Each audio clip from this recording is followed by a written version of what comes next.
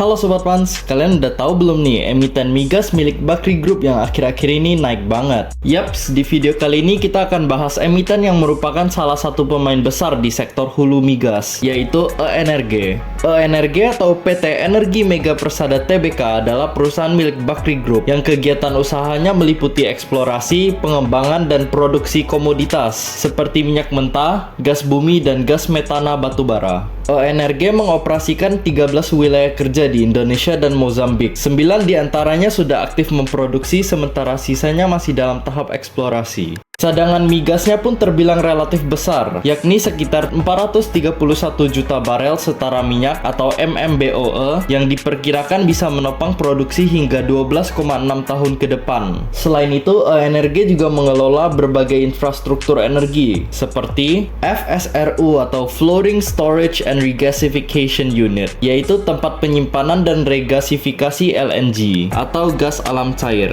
FSO atau Floating Storage and Offloading, yaitu tempat penyimpanan minyak di laut, dan gas plant, yaitu fasilitas pengolahan gas yang mendukung operasi mereka secara terpadu. Jadi gimana performa E-Energy di kuartal pertama ini? Yuk kita bahas.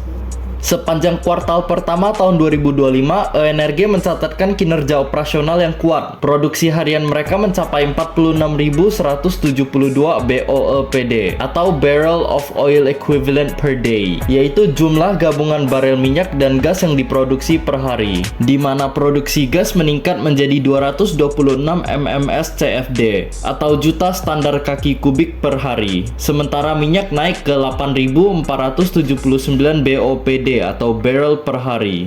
Walaupun harga minyak sudah turun 7% ke sekitar level 76 USD per barrel year on year, EBITDA atau laba sebelum bunga, pajak, depresiasi, dan amortisasi E-Energy justru naik sebesar 11% menjadi 72,8 juta US dollar. Laba bersih juga ikut tumbuh 2% menjadi 17,9 juta US dollar. Untuk kedepannya, E-Energy menjalankan strategi ekspansi dua arah, organik melalui optimalisasi lapangan, dan anorganik melalui akuisisi aset migas siap produksi. E-Energy telah mengakuisisi 3 blok baru, yaitu Blok Sengkang, Blok Siak, dan Blok Kampar yang akan mulai berkontribusi penuh pada kuartal kedua. Di sini perusahaan mengalokasikan belanja modal antara 100 sampai 150 juta US dollar dengan target imbal hasil investasi di atas 30%. E-Energy juga tengah mengupayakan konversi cadangan gas kategori 2C atau kontigen menjadi 2P atau terbukti dan terduga untuk memperluas produksi jangka menengah. Salah satu blok andalan E-Energy seperti Blok Bentu memiliki potensi cadangan 2C hingga 3 BSCFD atau 3 miliar standar kaki kubik per hari. Sebagai perusahaan berbasis gas alam, E-Energy memiliki arus kas yang stabil dari kontrak jangka panjang dengan harga tetap. Selain itu, mereka juga mengelola infrastruktur strategis seperti FSRU dan FSO yang membantu menghemat biaya dan memperkuat margin. FSRU misalnya bisa memberikan margin hingga 70% dengan pemasukan harian mencapai 40.000 USD setiap harinya. Pekan lalu, ketegangan geopolitik kembali memanas. Iran melancarkan Operation True Promise 3, operasi balasan terhadap Israel, dengan lebih dari 200 serangan. Konflik ini membuat pasar global khawatir, terutama soal potensi gangguan pasokan minyak melalui jalur strategis seperti Selat Hormuz. Dalam 1 minggu terakhir, harga minyak dunia melonjak tajam.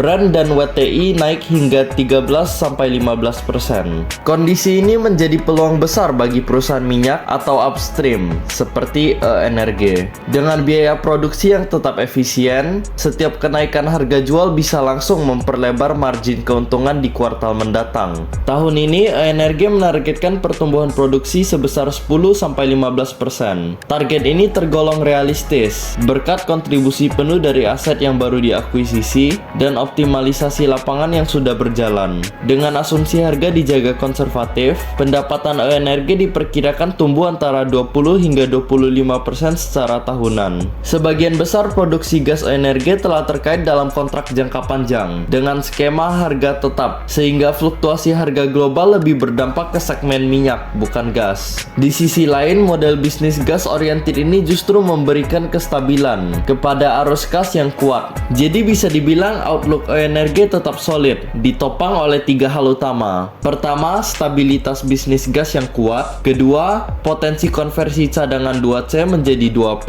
Dan ketiga, peluang optimalisasi margin lewat swap gas domestik. Dari sisi valuasi, saham ONRG saat ini masih tergolong murah, dengan EV per EBITDA hanya 2,7 kali, jauh di bawah rata-rata industri yang ada di kisaran 7,6 kali.